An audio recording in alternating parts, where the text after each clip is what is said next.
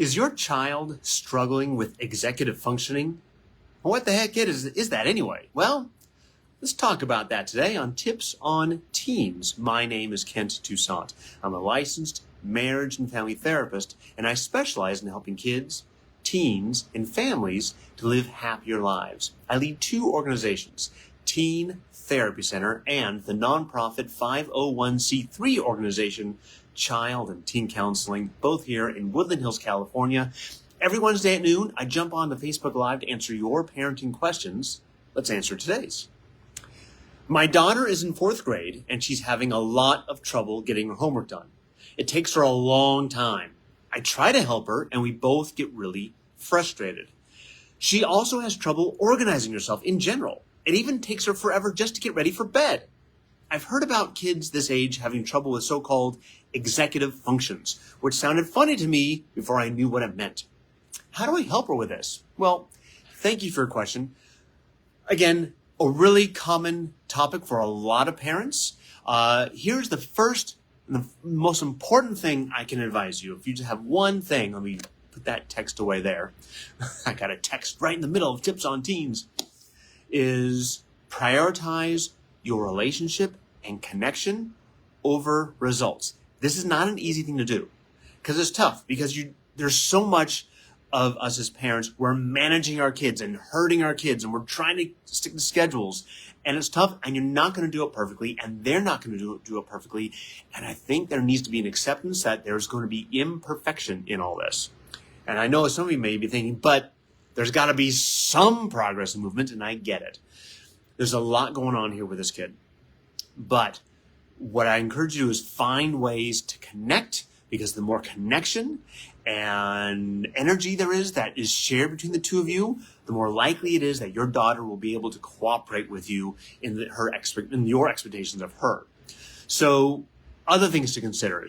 Does she have any learning challenges that needs to be assessed? Now, you can go to an educational therapist or a psychologist. They can do a battery of tests and determine if there are any learning challenges that need to be assessed through educational therapy, occupational therapy, whatever that is.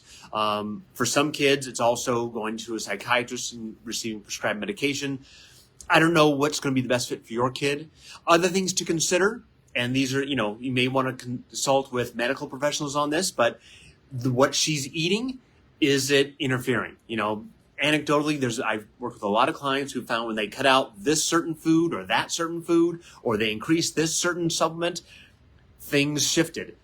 Maybe not perfect, but there was movement. And I encourage you to look into that and find what would work best for your child. Also, sleep.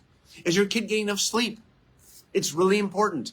Your 4th grader, I'm guessing she's 10 years old, should be getting at least 9 hours of sleep a night. I know that's not always possible, but at least 9, if not 10 hours sleep a night, it's really important.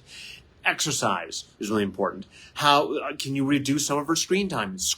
Heavy-duty screen use can look like ADHD. It stimulates the brain in ways. It increases irritability and impulsiveness, and it's really important to really keep that in check. With that being said, here are some things as a therapist I think might help your daughter. You may want to consider body doubling. What that means is when she's doing her homework at the kitchen table, maybe not in her desk in her room, but at the kitchen table, you're sitting next to her doing emails. You're not doing the distracting. You're just there to be with her. She's not going to do it perfectly. It's not about her being perfect. It's just about her doing a little bit better. Same thing with brushing her teeth. Allow brushing your teeth to be a great time to connect, where you guys brush your teeth together and laugh and be goofy and silly, and she may remember that her whole life. Thanksgiving, 30 years from now, you'll be talking and she'll say, I remember brushing my teeth with my dad or my mom and how much fun that was and how much that was so silly and that really helped me.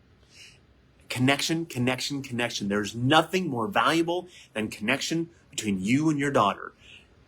The spelling test is not as important. And I know that's hard to wrap your head around sometimes because we get so focused on results. The connection will last a lifetime. It really will. Another thing, if she's really struggling and you get her assessed, you may need to get her an IEP or a 504 plan, which is a government mandated program which has a school have to accommodate. Maybe that's reducing her homework load or whatever that is, but you can figure that out with the school. that's basically the in the small time we have, those are the topics that I would address. Connection, again, is the most important thing. Make sure you have that connection where she feels enjoyed by you, she feels respected by you, she feels valued by you. Because if you have that, you have a much better chance of influencing her decision making.